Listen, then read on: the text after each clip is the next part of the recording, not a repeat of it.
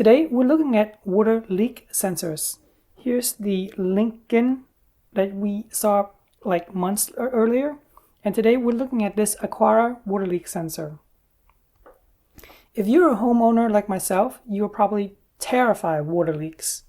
It can happen anywhere. The kitchen sink, the toilet sink, the toilet, or the bathroom sink, water heaters, everywhere in your house. Wherever there's water, there's a potential for the water supply line to get ruptured, to get leaks all over the place. You definitely don't want to come home to a swimming pool, that's for sure.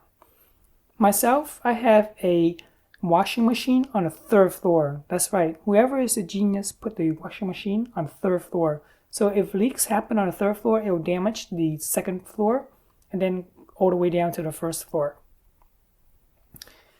You saw the Linkind earlier. This one is actually pretty good. Now that I got the Aqara, I know that the Linkind is much better. Why? Because it has a speaker. That's right. Right here is the speaker. This one is super tiny. The Aqara is super tiny. Compare it to a AAA battery, and this is what you get. This is what you see. Very small. I don't know why you would want it to be that small, but it's super small compared to the Linkind. So with the small size, there's absolutely no speaker whatsoever. So if for whatever reason your zigbee hub goes down and there's a water leak going on, you wouldn't even know because there's no speaker. Underneath the Aqara, there's 2 contacts to detect the water leak. It is very hard for the water to come into contact with these 2 contacts, so you should always put a piece of tissue.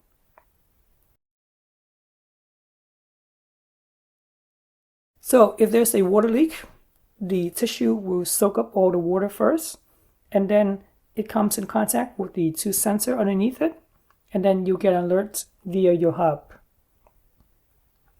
Without this tissue, and the water leaks comes in here, it's impossible to come into contact with these 2 contact points down the bottom.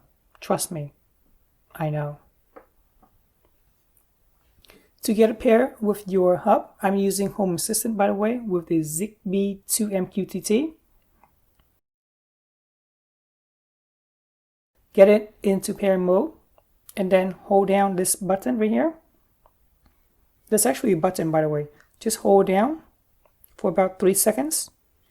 You'll see the LED, and then you'll see the LED blinking really fast.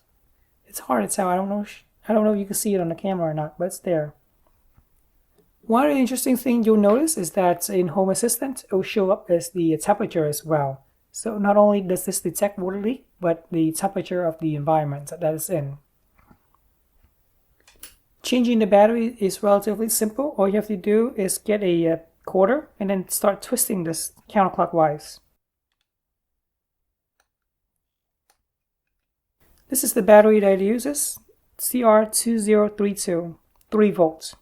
Alright, hopefully this helps you decide which water leak sensor to get for your house or apartment. I really appreciate you guys subscribing to my channel, and thanks for watching.